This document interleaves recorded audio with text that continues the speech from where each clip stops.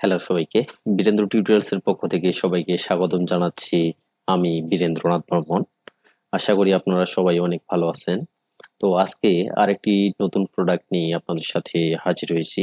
তো চলুন এই প্রোডাক্টটি আমি কিভাবে এডিট করি। আর ক্লায়েন্ট আসলে এই প্রোডাক্টের ক্ষেত্রে ব্ল্যাক ব্যাকগ্রাউন্ড ইউজ করতে চাইছেন। তো চলুন, আমি ফটোশপে ওপেন করে রেখেছি। তো এখন আমি কি করব, বরাবরের মতো কিবোর্ড চেপে পেন টুল সিলেক্ট করলাম। পেন টুল সিলেক্ট করার পরে প্রোডাক্টটিকে আমি কি করব, সিলেকশন করব। সিলেকশনের জন্য আমি শুরু করলাম।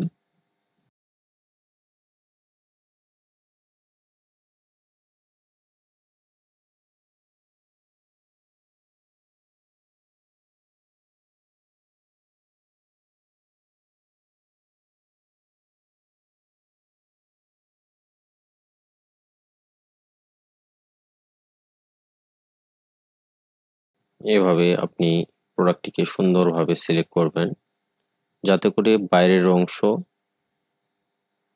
বেশি না থাকে। ঠিক আছে। উম,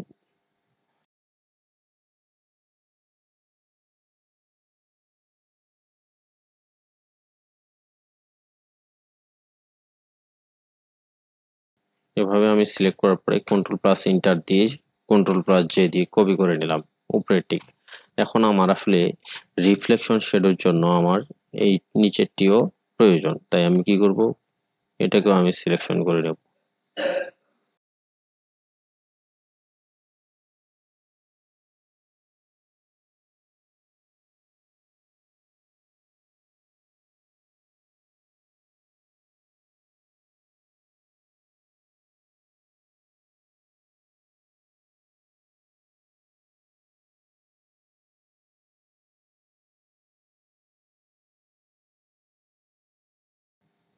এভাবে আমি নিচের শ্যাডোটিকেও আমি কপি করে নেব।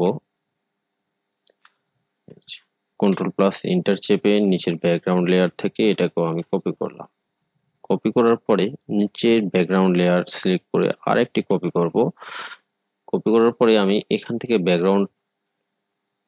ব্যাকগ্রাউন্ড কালার আমি ব্ল্যাক করে দিলাম। ব্ল্যাক করে দেওয়ার পরে যদি আমি এখানে control plus back space press করি, সেক্ষেত্রে আমার প্রোডাক্ট ব্লার হয়ে গেছে। ঠিক আছে। এরপরে আমি এখান থেকে করব কি, দেখেন, আমার যদি একটু হালকা লাইট অ্যাডজাস্টমেন্ট করি, সেক্ষেত্রে প্রোডাক্টটি আরো ভালো দেখাবে। সেক্ষেত্রে আমি করব কি, এখান থেকে কার্ভসে যাব। কার্ভসে গিয়ে আমি হালকা যদি একটু স্লাইটলি বাড়িয়ে দিই, দেখেন, এটাকে যদি আমি আরেকটু কালারফুল করতে চাই, সেক্ষেত্রে এটাকে আমি করব কি, এখান থেকে একটা পয়েন্ট নিয়ে একটু নিচে ডাউন করে দেব। ঠিক আছে। ডাউন করে দেওয়ার ফলে হবে কি, যে আমার কালারটা আরেকটু বেড়ে যাবে। ঠিক আছে।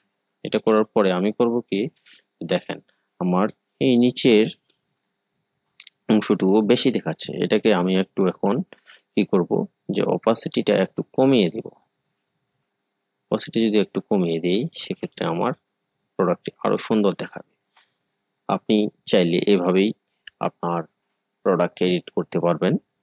তো ভিডিওটি যদি ভালো লেগে থাকে, তাহলে প্লিজ সাবস্ক্রাইব মাই চ্যানেল।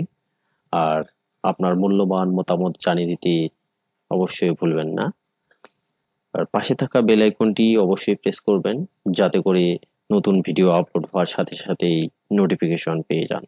ধন্যবাদ।